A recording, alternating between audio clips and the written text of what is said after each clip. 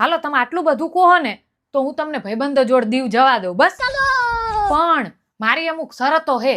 શરત નંબર 1, ભાઈબંધોને રવાડે નહીં ચડવાનું. એમને જે કરવું હોય ની કરે. તમારે તમારી લિમિટમાં રહેવાનું, બરાબર? એમાં બધું આવી ગયું, સમજી ગયા ને? શરત નંબર 2, જેમ અત્યારે તમે ભાઈબંધો જોડે એકલા જાવ હો ને એવી રીતે હું મારી બેનપણીઓ જોડે જઈશ.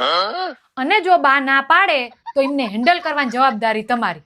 શરત નંબર 3, દીવમાં તમે જે જે જગ્યાએ જાઓ ને એ બધા ફોટા પાડીને મને મોકલવાના, એટલે મને ખબર પડે ને કે તમે ફરવા જ્યા હો કે હોટલમાં પડ્યા રહેવા.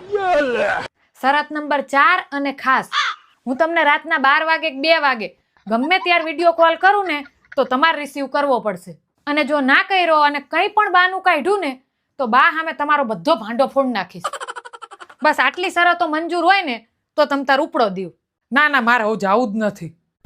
કઈ વાંધો નહીં, તો ઉપડો કારખાને.